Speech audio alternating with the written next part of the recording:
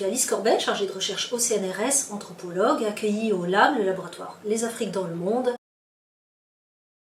Mon parcours de recherche est commencé par un doctorat mené à l'EHESS, l'École des hautes études en sciences sociales à Paris. J'ai mené ce doctorat sous la direction de Michel Agier, qui est un peu le chercheur référent anthropologue sur la question des camps de réfugiés et de déplacés. Donc j'inscris vraiment mes recherches dans sa lignée et je vous incite à lire ses ouvrages qui sont très pédagogues et qui sont vraiment bien sur ce thème. J'ai mené cette thèse dans les camps de réfugiés sahraouis, dont on reparlera plus tard, donc au milieu du désert, en Algérie, mais dans une situation géopolitique un petit peu spécifique. J'ai passé en tout 2 ans et demi dans ces camps, sur toute la durée de ma thèse. Ensuite, je suis allée en Haïti, alors à l'époque de manière indépendante. Je travaillais pour des ONG, je faisais des travaux de consultation, souvent des approches socioculturelles de problèmes qu'il pouvait y avoir en Haïti, par exemple sur le choléra, sur ce qu'on appelle qu'est-ce que c'est qu'une communauté en Haïti, sur la question de la violence en Haïti, et sur la question des morts suite au séisme du 12 janvier 2010, comment gérer des centaines de milliers de morts en même temps, que ce soit d'un point de vue pratique et aussi d'un point de vue symbolique au niveau de la religion, etc. Une fois intégrée au CNRS, donc à partir de 2014, j'ai continué de travailler sur Haïti, mais la vie m'a amenée à travailler aussi en Éthiopie. J'ai eu la chance de mener une expatriation là-bas entre 2016 et 2018 environ. C'est un pays par ailleurs absolument magnifique, mais un pays autoritaire où j'ai eu un petit peu du mal à travailler. J'y ai questionné la façon dont les autorités, le gouvernement maîtrisaient une région au nord de l'Éthiopie en la laissant volontairement à l'écart, en la marginalisant, parce que c'est une région où il y a toujours eu des contestations politiques. Or, c'est aussi une région où il y a toujours eu des famines. Donc je m'interrogeais sur le fait est-ce que ces famines n'étaient pas plus ou moins organisées depuis les années 70 par cet État qui craignait cette région belliqueuse. Revenue d'Éthiopie, et notamment ayant subi comme tout le monde le coronavirus, après quelques temps à nouveau passé en France, j'ai la chance de partir sur des nouveaux terrains cette année, donc en 2024. Des nouvelles perspectives s'ouvrent à moi. L'une, c'est une comparaison dans l'océan Indien de 2 îles qui sont la Réunion et Mayotte pour les parcours migratoires des individus et la gestion politique de ces individus, donc dans cet océan Indien. J'ai la chance de partir en expatriation à partir de septembre 2024, financé par l'IRD, l'Institut Recherche-Développement. Donc là, je vais partir en Afrique australe, dans Zambie, ce très joli pays qu'est la Zambie, travailler sur mes premiers amours, c'est-à-dire les camps de réfugiés, qui sont parfois installés depuis plusieurs dizaines d'années là-bas, parfois depuis les années 1970. Mes questions de recherche principales sur les questions de camps et de réfugiés, c'est d'un point de vue vraiment anthropologique, je reviendrai sur les méthodes juste après, mais savoir comment les gens vivent dans un camp, qu'est-ce qui se passe réellement pour eux. Donc on n'est pas au niveau des politiques publiques, on n'est pas au niveau de la théorie, de ce qui devrait se passer, mais de ce que vivent, de l'expérience des personnes. Comment est-ce qu'ils arrivent dans un camp, mais aussi quel est le quotidien du camp, qu'est-ce qui se passe les nuits, le matin, quand est-ce qu'on va recevoir l'aide humanitaire, quelles sont les frictions qu'il peut y avoir avec l'État dans lequel on est accueilli, ou avec les ONG, s'il y a des ONG en place, etc. Je questionne vraiment cette question d'installation dans la durée, puisque très souvent les camps de réfugiés sont des dispositifs d'enfermement. On laisse les personnes à l'intérieur d'un camp pour ne pas qu'elles partent ailleurs, et ces dispositifs d'enfermement durent très très longtemps. Des chercheurs ont estimé que la durée de vie d'un camp de réfugiés était en moyenne de 17 années. Donc, quand vous passez 17 années dans un camp, vous-même, vous allez physiquement et moralement plus ou moins bien, mais vous avez eu aussi des enfants qui sont toujours nés dans ces contextes de camp, dans ces contextes d'enfermement, même si au bout d'un moment les camps s'ouvrent, dans ces contextes d'exception, parce que quand on est dans un camp de réfugiés, ce n'est pas une vie normale. Vous recevez l'aide humanitaire de l'extérieur, vous n'avez pas toujours des papiers, vous ne pouvez pas toujours circuler dans le pays où il y a le camp de réfugiés, vous êtes dans ce qu'on appelle un état d'exception qui est censé être temporaire.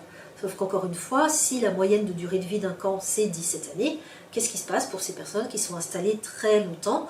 Est-ce qu'elles restent dans un espace temporaire? Est-ce que leurs pratiques sont informelles? Un mot qui est très souvent associé aux situations de camp, mais que je questionne complètement, puisque même si ce camp se transforme en bidonville, ou s'il est spontané, on va dire, les gens s'organisent, il y a des mafias qui se mettent en place, des systèmes parallèles, du marché noir, mais tout ça est extrêmement organisé, donc c'est une informalité extrêmement formelle. Voilà mes questions principales de recherche que j'ai menées à plus ou moins grand... Voilà donc mes questions de recherche que j'ai menées de manière plus ou moins aboutie dans les différents pays dont je vous ai parlé.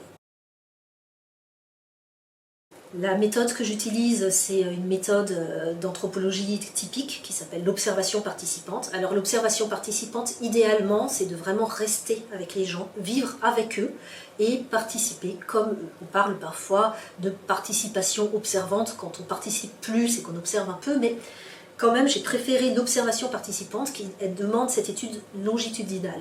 Et ce que j'ai fait pour ça, c'est le meilleur exemple dans les camps de réfugiés sahraouis.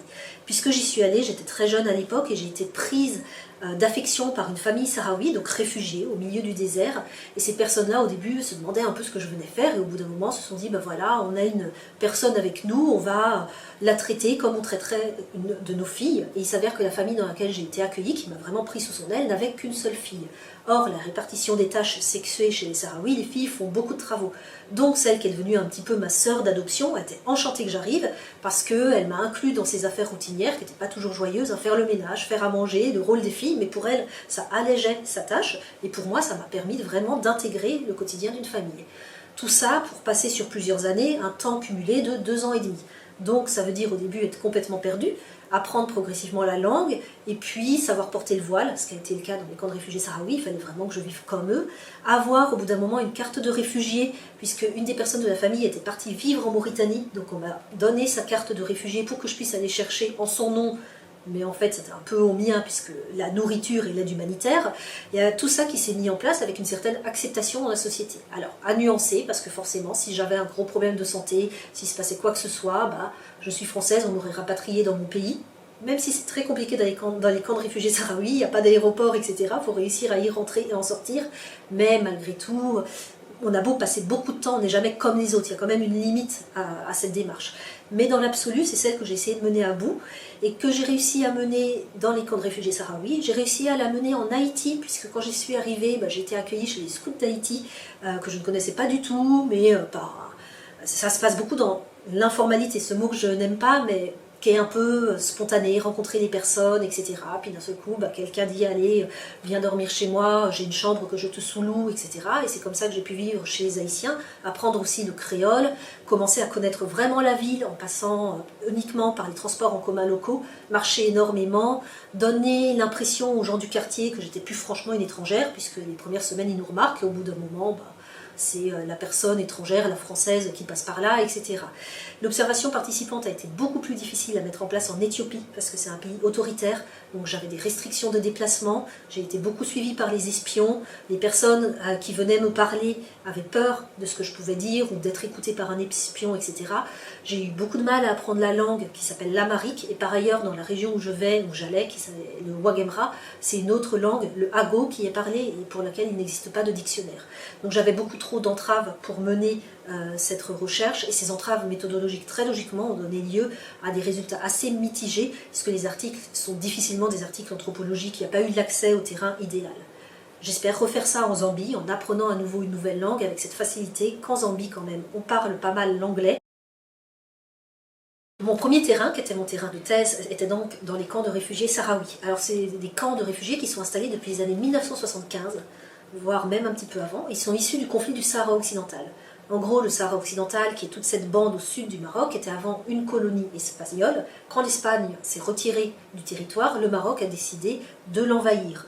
À partir de là, les personnes qui étaient sur place, qui s'appellent les Sahraouis, qui parlent le hassania, ont pour certains décidé de rester marocains, pour d'autres d'aller en Mauritanie, et pour d'autres ont souhaité l'indépendance en disant on veut un référendum, on est un pays en cours d'autonomisation. Il y a eu une guerre ouverte avec le Maroc qui lui disait non, ce territoire est marocain, et certains sont partis se réfugier sous la bannière notamment du Front Polisario, un parti politique indépendantiste qui les représentait. Ils sont partis se réfugier auprès de leurs alliés en Algérie. On est donc à la frontière de la Mauritanie, de l'Algérie et du Sahara occidental, dans une zone désertique pas très jolie, il ne faut pas imaginer des dunes, ça ressemble un peu à la Lune, c'est très plat, il fait très très chaud, et donc des personnes vivent là-bas depuis les années 1975. Il y a plusieurs générations d'enfants qui sont nés dans ces lieux. C'était au début des installations de tentes. C'est maintenant une espèce de ville, puisque les personnes ont construit des maisons en briques de terre. Alors, il ne pleut pas beaucoup au Sahara, mais quand il pleut, ça crée des catastrophes, parce que tout fond et les maisons s'écroulent, c'est pas fait pour. Il y a aussi des grosses coulées de boue qui peuvent traverser les camps de réfugiés. Ça arrive une fois tous les 10 ans. Mais la vie n'est pas très agréable. Les Sahraouis ont quand même conservé des tentes qu'ils appellent les raïmas, en langage vernaculaire. C'est très intéressant, ils ont conservé ces tentes pour deux raisons. D'une part, parce que quand il fait très très chaud, les tentes permettent la circulation de l'air. Donc c'est plus agréable que d'être dans une maison en briques. Mais ils les ont aussi conservées pour montrer qu'ils peuvent retourner chez eux, qu'ils sont prêts à replier leur tente et à retourner dans leur territoire perdu. Alors pas si perdu pour les jeunes qui sont nés dans les camps de réfugiés sahraouis, parce que pour eux, le camp est devenu leur habitat. C'était vraiment une question, et c'est là-dessus que j'ai travaillé. Quelle est l'identité de ces jeunes à qui on dit la raïma, la tente est ton habitat naturel, et un jour tu la ramèneras dans ton pays le long duquel il y a la mer. Et pour eux, ils n'ont connu que ces raïmas un peu représentatives, ces maisons en briques, ces camps dans un environnement particulièrement hostile, une dépendance de l'aide humanitaire puisqu'on peut très difficilement cultiver ou s'autonomiser dans cet endroit, une situation politique très compliquée puisqu'ils ont des papiers du Front Polisario, mais le Front Polisario qui a fait une république en exil. Et le Front Polisario a dit on fait une république fictive, enfin en exil, et puis quand on retournera sur nos territoires, le Sahara occidental, cette république existera pour de vrai. Ça s'appelle la RAS, de la République arabe sahraoui démocratique. Sauf que cette RAS, elle est justement en dehors du pays. Donc pour les jeunes, avoir des papiers de la RAS, ils ne peuvent pas voyager. Donc ils utilisent des papiers algériens, mais c'est très compliqué. Et puis pour le Front Polisario, si ces jeunes partent vivre en dehors du camp, et donc s'il n'y a plus de camp de réfugiés, ça veut dire qu'il n'y a plus de lutte. Donc on se retrouve dans une société qui est entre plusieurs tensions, un souvenir très fort d'un passé qui s'éloigne de plus en plus dans lequel on veut retourner, un avenir qui est complètement indéterminé, et des conditions typiques de celles de camps de réfugiés qu'on peut voir, l'indétermination, l'état d'exception qui ne cesse de perdurer, une population moralement, psychiquement de plus en plus déprimée, et c'est vrai que ça joue au bout d'un moment, au bout de 40 ans passés dans des camps, dans l'attente, ça crée des situations psychiques terribles. Physiquement, quand j'y étais dans les années 2010, de plus en plus de jeunes filles en aménorrhée, c'est-à-dire qu'ils n'avaient plus leurs règles, puisque la nourriture dans ces camps est complètement déséquilibrée. Ce qu'il faut savoir, et j'en parle dans toutes mes enquêtes de camps, en fait, c'est que les camps de réfugiés qui sont gérés par l'aide humanitaire, parce qu'il en existe aussi qui sont en dehors de ce système, j'y reviendrai sur Haïti, mais les camps de réfugiés gérés par l'aide humanitaire répondent à des systèmes extrêmement normés. L'aide humanitaire, c'est quelque chose de très normé. Il y a le temps de l'urgence, où on arrive, on fait des soins médicaux, etc. Mais très rapidement, il faut que ça s'organise sur un rythme qui permette à l'aide internationale de tenir le coup, surtout sur des durées aussi longues. Et par exemple, l'alimentation est normée à 2100 kcal par jour. 2100 kcal par jour, ça peut paraître beaucoup, sauf que c'est pareil pour tout le monde. Donc déjà, ça veut dire que tout est uniformisé. De la même manière, vous aurez tous la même savonnette au même moment, vous aurez tous le même tapis qui fait le même nombre de mètres carrés, vous aurez tous les mêmes fruits qui arrivent tel jour de la semaine, etc. Vous êtes une vie extrêmement normée. Et ces 2100 kcal par jour, au bout d'un moment, l'aide humanitaire n'a pas les capacités de mettre une diversité alimentaire. Particulièrement quand c'est difficile logistiquement d'amener des légumes frais, des fruits, comme c'est le cas dans les camps de réfugiés sahraouis. Et donc, parfois, pour l'avoir vécu dans les camps de réfugiés sahraouis, on recevait 2100 calories par jour. On est appelé, on a un chiffre sur notre carte d'identité de réfugié, et on a un chiffre, on passe notre journée à écouter. Quand est-ce que notre chiffre, quand est-ce que notre numéro de carte va être appelé?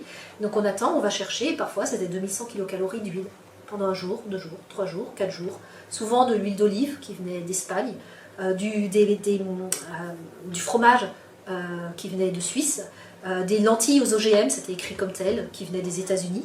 Donc on a des surplus alimentaires, parfois pendant 2 semaines de suite. Alors ça nourrit pas pendant 2 semaines de suite d'avoir que de l'huile tous les jours, même si ça équivaut à 2100 kcal.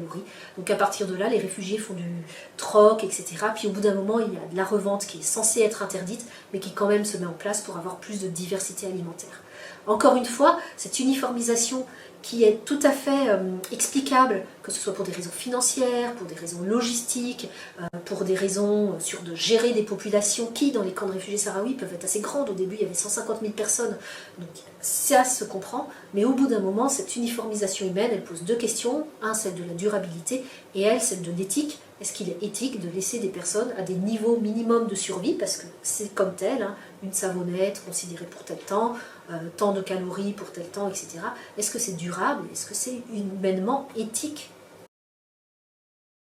Nous sommes le 12 janvier 2010 et un séisme terrible frappe la capitale Port-au-Prince, la capitale d'Haïti, ainsi que toute son agglomération et les plus grosses villes du pays.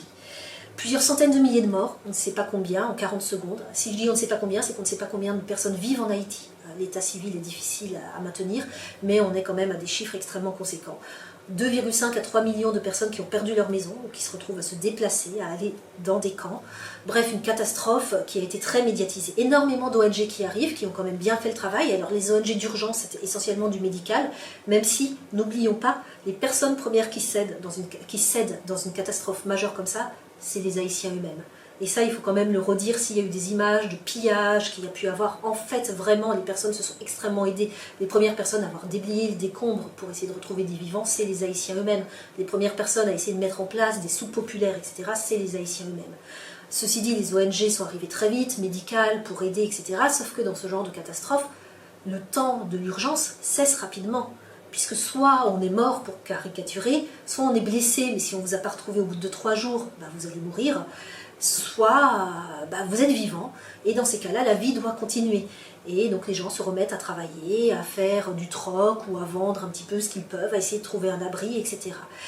Les ONG, dans ce cas-là, ont été un petit peu déstabilisées, puisqu'il y avait un État haïtien à l'époque qui était très faible, puisqu'on est dans un pays extrêmement faible, extrêmement pauvre, mais qui était quand même efficace, et souvent, beaucoup d'organisations de solidarité ont un peu pallié ces faiblesses, sans essayer de renforcer l'État. Et donc l'État s'est un petit peu écroulé, l'intervention humanitaire a contribué à affaiblir l'État et à donner lieu à la catastrophe qu'on rencontre encore 10 ans après, qui est devenue une catastrophe non plus naturelle, mais une catastrophe politique en Haïti. Mais sur le moment, donc j'ai déjà parlé des 2,5 à 3 millions de personnes qui ont dû se déplacer, on est en milieu urbain, où est-ce qu'elles sont allées s'installer? Elles sont allées s'installer dans des camps. Des camps à la fois, parfois, des camps organisés, donc ce qu'on peut appeler les camps formels, et des camps non organisés. Et là, je ne vais pas utiliser le mot informel, je veux dire spontané, vite transformable en bidonville, même si justement, parfois les camps organisés par les ONG, donc plus formels, se sont aussi transformés en bidonville, puisqu'au bout d'un moment, les ONG sont parties en Haïti. Donc on avait ces deux types de camps sur lesquels j'ai travaillé. Alors je ne vais pas revenir sur les camps organisés, je vous en ai un peu parlé pour les Sahraouis, même si on est sur une temporalité beaucoup plus courte. Je vais juste dire qu'à nouveau, j'ai pu assister à cette mise en place de normes.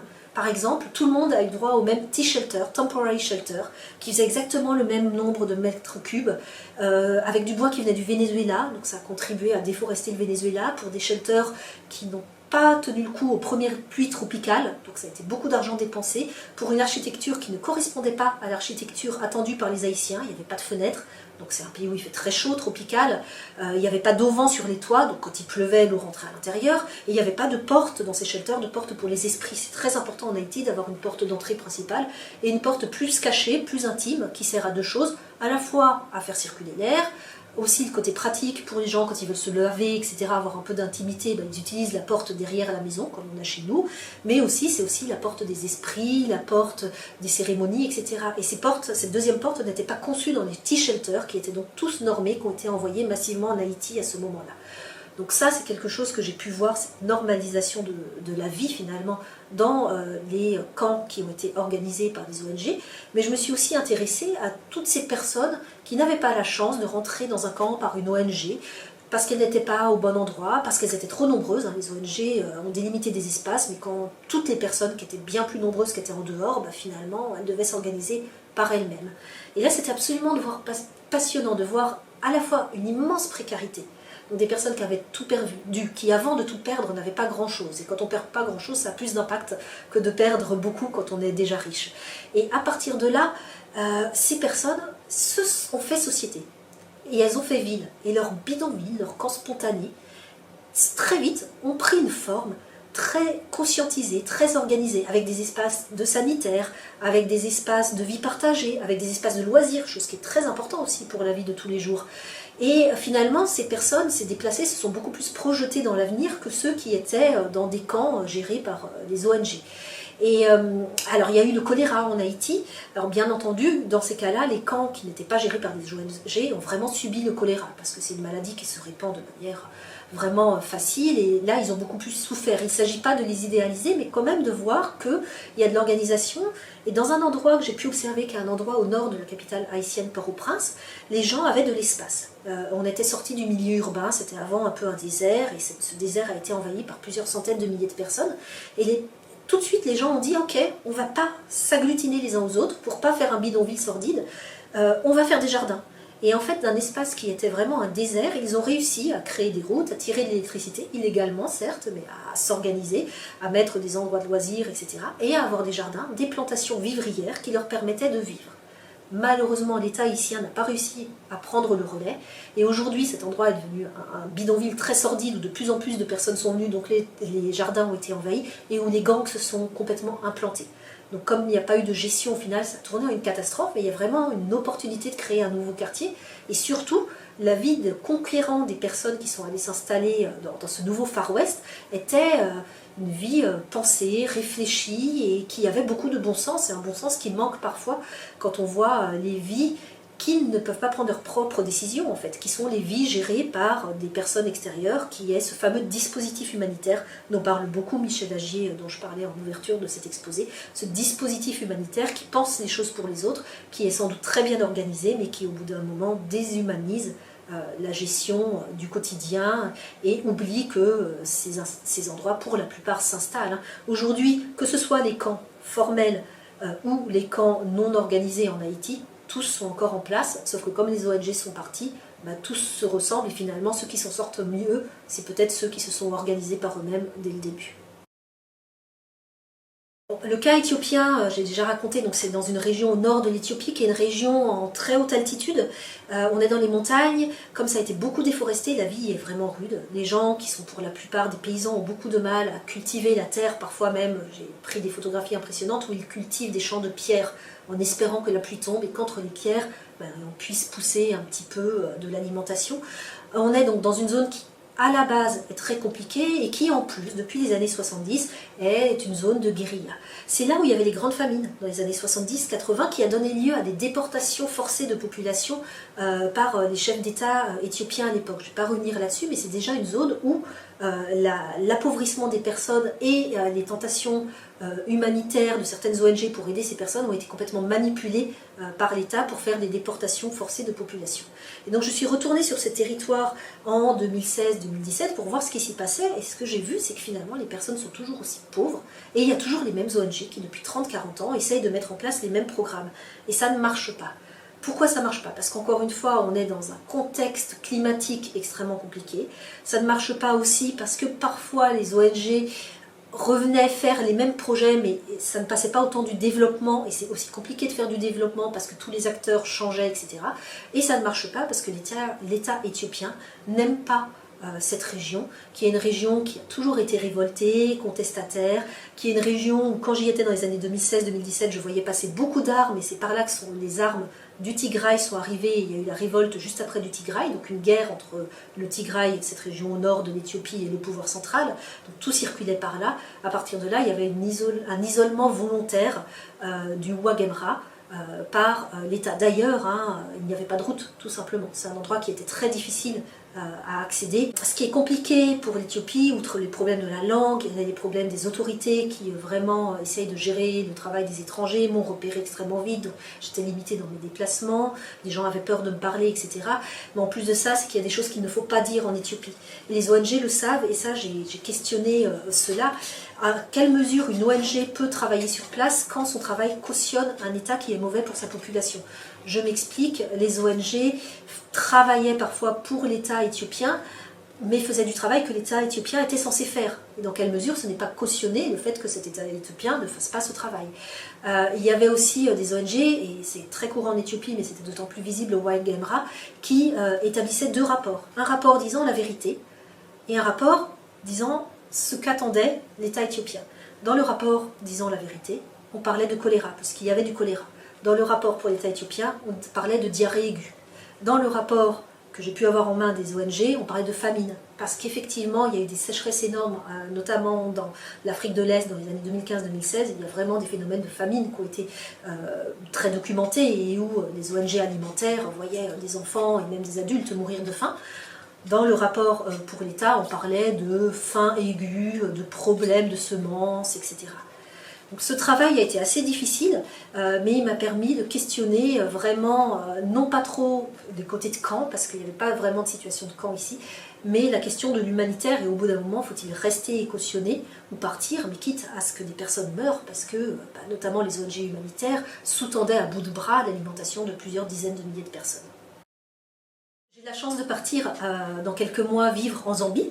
Vivre en Zambie, ça va me permettre de retrouver cette observation participante dont je vous parlais au début, même si je ne suis pas sûre que je vais vraiment vivre avec les réfugiés. Peut-être que je resterai à la capitale, mais que j'irai les voir assez souvent, ce qui permet quand même d'avoir des relations de confiance avec des personnes quand on va les voir pendant 3 ans, et donc de passer le discours officiel pour voir l'intimité des personnes. Et ça, c'est quelque chose qu'on apprend très vite avec cette méthode qui permet d'avoir des relations sur la durée et des relations de confiance. C'est que quand vous posez les mêmes questions aux personnes, le premier jour, elle va vous dire quelque chose. Si vous lui posez la même question au bout d'1 an, vous aurez une autre réponse. Et généralement, au bout de 2 ans ou 3 ans, vous aurez à nouveau une autre réponse qui sera souvent plus proche du réel, plus subtile. Et donc, en Zambie, je vais essayer de travailler sur des camps de réfugiés, de personnes qui sont arrivées dans les années 70, parfois de l'Angola, la guerre de libération de l'Angola, qui sont arrivées parfois dans les années 90, des Rwandais, suite au génocide du Rwanda, qui sont arrivés dans les années 2000, des Mozambicains. La Zambie a toujours été un grand pays d'accueil pour les réfugiés, et ces personnes vivent dans des camps de longue durée. Alors les Zambiens font des camps un peu souples, où on peut sortir. On n'est pas toujours, c'est pas toujours des camps enfermants, mais pour sortir, il faut des autorisations, donc on n'est pas tout à fait libre de ces mouvements. Et puis qu'est-ce que c'est pour les jeunes d'être nés angolais en Zambie, dans un pays qui n'ont connu être que la Zambie. Donc finalement, on retrouve toutes ces populations, et en particulier les jeunes qui ont vraiment envie de vivre, on les retrouve à la fois dans les camps, mais aussi en dehors des camps, dont ils sortent de manière pas toujours légale, pour pouvoir essayer de travailler et de faire leur vie. Sauf que, comme c'est pas tout à fait légal, ils se retrouvent en précarité dans les grandes métropoles. Là, j'aimerais travailler par exemple sur les femmes de ménage, ou les bonnes, puisque c'est comme ça qu'on les appelle là-bas, qui vont travailler pour des riches familles, mais qui sont souvent harassées de travail, n'ont pas de vacances, etc. Les chauffeurs de taxi aussi, c'est beaucoup de réfugiés congolais notamment, qui sont toujours arrivés, puisque le Congo et la frontière avec le Congo est extrêmement disputée. Donc il y a beaucoup de Congolais, de jeunes hommes qui essaient de travailler dans les métiers un peu cachés, en fait, ce qu'on n'est pas censé voir, mais qui font marcher les villes aujourd'hui. Et nous avons au nord de la Zambie, justement pas loin de la frontière avec le Congo, une zone qui s'appelle la Copper Belt, qui est une zone très riche pour la Zambie, c'est celle des mines, avec énormément de minerais, de cuivre notamment, nous avons un peu de cobalt qu'on retrouve dans nos appareils téléphoniques, etc. Et qui travaille au fond de ces mines? C'est des enfants pour beaucoup, et des réfugiés pour beaucoup, et des enfants réfugiés pour certains d'entre eux. Ça va être un peu plus compliqué d'y accéder, puisque la Copper Belt, nous sommes dans des réseaux de mafia, etc. Il ne s'agit pas de se mettre en insécurité. Par contre, d'aller parler aux personnes qui sortent de ces mines, quand elles retournent dans le camp de réfugiés pour voir leur famille, etc., c'est une enquête que je vais essayer de mener. Voir comment ces précarités, à la fois c'est des précarités économiques et sociales, mais c'est aussi des précarités sanitaires. Quand on travaille dans les mines, on a beaucoup de problèmes de respiration. Il y a aussi la tuberculose qui se répand beaucoup plus chez les réfugiés, alors que finalement ils ont l'aide des ONG, donc finalement ils pourraient être objectivement, si on respecte le contrat de départ, presque être mieux que des Zambiens, sauf qu'ils se retrouvent au croisement de plusieurs précarités et de l'espoir aussi qu'ils vont avoir sur l'avenir. Donc voilà une partie de mon travail en Zambie, et une autre petite partie qui va m'ouvrir un nouveau champ de recherche, c'est de sortir de cette question sur l'humanitaire, de sortir des questions de camp pour travailler sur celui a priori plus plaisant des parcs, puisqu'on est dans un pays qui est recouvert à 1/3 de parcs. Alors il faut imaginer des espaces très très beaux, vallonnés. Nous avons le fleuve Zambèze qui traverse, des hippopotames dans le fleuve et des éléphants et des lions en dehors. Grossièrement, c'est un peu ça, mais c'est un pays où on voit beaucoup d'animaux, ce qui attire beaucoup de touristes. Il y a les chutes Victoria qui sont au milieu. Et finalement, tout ça se gère, et ça se gère par des ONG, c'est là où on retrouve un peu mon sujet de départ, et souvent ces ONG, ou alors ces organisations de solidarité, ou ces droits internationaux, ils ne sont pas du tout basés en Zambie. C'est géré par l'extérieur. Et certains Zambiens réclament le droit de tuer un éléphant, parce qu'ils l'ont toujours fait, parce que c'est la nourriture de l'éléphant, parce que c'est plein de symboles, etc. Et on leur dit non, ça ne se fait pas, l'éléphant va pour les touristes. Donc ça, j'aimerais travailler un peu là-dessus, notamment sur ces réclamations vis-à-vis de la chasse, sachant que, par contre, la Zambie autorise la chasse d'éléphants, de lions, etc., à des personnes, souvent russes ou américains et états-uniens, qui payent très très cher pour aller tuer un éléphant, prendre une photo et ramener des défenses. Les défenses on ne peut plus, mais ramener un trophée. Mais souvent, ils n'ont même que la photo en trophée. Donc c'est quelque chose que j'ai du mal à comprendre, et quand j'ai du mal à comprendre, je vais voir comment ça se passe. Est-ce que ça ramène vraiment de l'argent à la Zambie, ou est-ce que ça n'en ramène pas? Est-ce que certains disent que du coup on continue de garder des éléphants pour en faire tuer un de temps en temps, parce que ça ramène de l'argent, et que s'il n'y avait pas ces chasses, eh bien on louerait nos terres aux Chinois, et donc on tuerait tous les éléphants pour pouvoir faire de l'agriculture intensive. Je vais essayer de voir où en sont ces débats, et quelle est la voix des Zambiens, et surtout la voix des habitants de Zambie vis-à-vis de ça, par rapport à ceux qui pourraient vouloir les gérer de l'extérieur. Donc finalement, cette image idyllique des parcs que je vous présentais au début, on va aller chercher la petite bête, hein, mais c'est comme ça qu'on réfléchit sur la société d'aujourd'hui.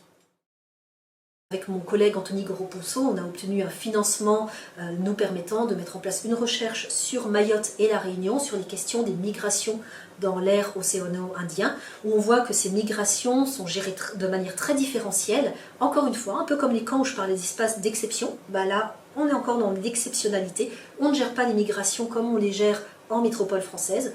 Ces territoires sont parfois un peu des territoires tests vis-à-vis de ce qui pourrait se passer chez nous, par exemple avec des polices spéciales, avec des régimes dérogatoires, etc. Donc sur ce projet de recherche avec plusieurs collègues, une juriste, un sociologue, un géographe, une anthropologue, moi-même, on va essayer de voir qu'est-ce qui légitime cette exception et comment elle est vécue à la fois de la part de ceux qui les subissent, donc les migrants, mais aussi de ceux qui vivent à Mayotte, à La Réunion, et qui voient passer ces migrations et ces dispositifs autour d'eux.